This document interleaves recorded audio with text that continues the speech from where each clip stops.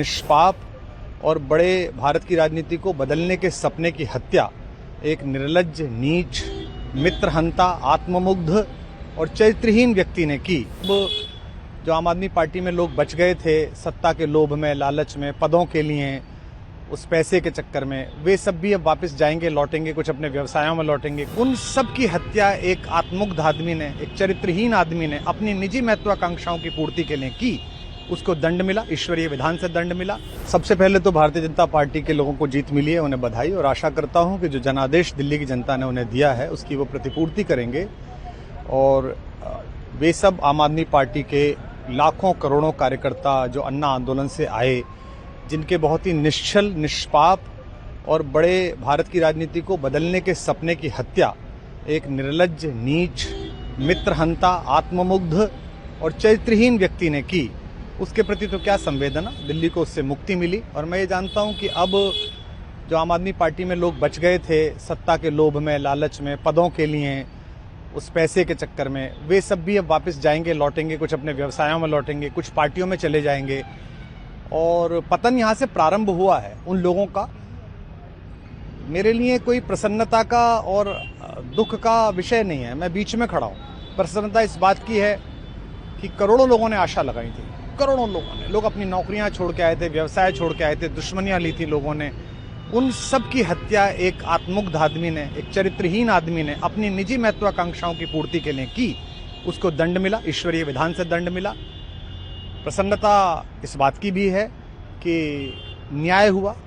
आज जब कहना नहीं चाहिए, लेकिन आज टीवी पर जब जंगपुरा का निर्णय आया और सामने दिखाई दिया कि मनीष हार गया, तो सदा तटस्थ रहने वाली और राजनीति से विरत रहने वाली मेरी पत्नी जो है, उसकी आंख में आंसू आ गए, वो रोने लगी। क्योंकि उसी से उसने ये कहा था कि अभी तो है ताकत, और उसने कहा था भैया ताकत सदा तो नहीं रहती।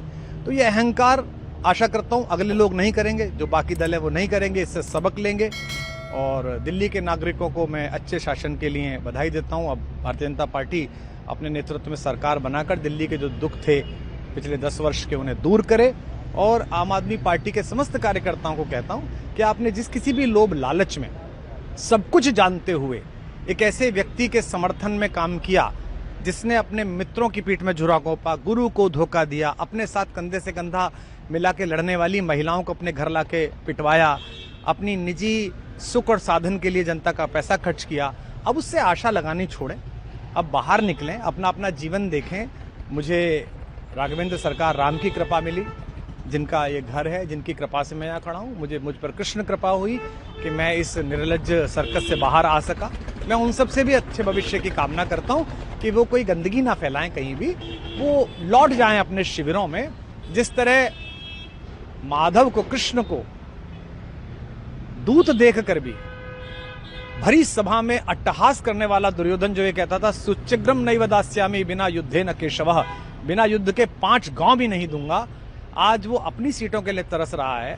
और मुझे पता है कि इस दुर्योधन का अंत भी टूटी हुई जंघा के साथ बड़ा ही दारुण होगा। और भारतीय राजनीति एक कलंकित अध्याय के रूप में इस बौने दुर्योधन को और इसके दरबार के तमाम शकुनियों को याद करेगी।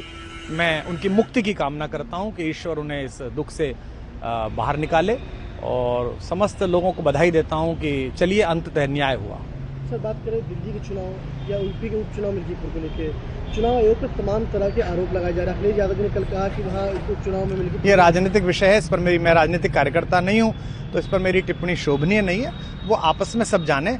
लेकिन दिल्ली के चुनावों को लेकर एक मिश्रित प्रतिक्रिया है।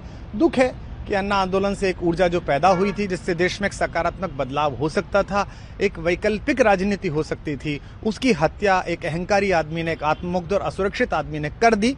मैं आशा करता हूं कभी ना कभी भारत में ऐसा सूर्योदय किसी न किसी दल में अवश्य होगा, जो भारत को जहां पहुंचना है वहां पहुंचाने का मार्ग प्रशस्त करे।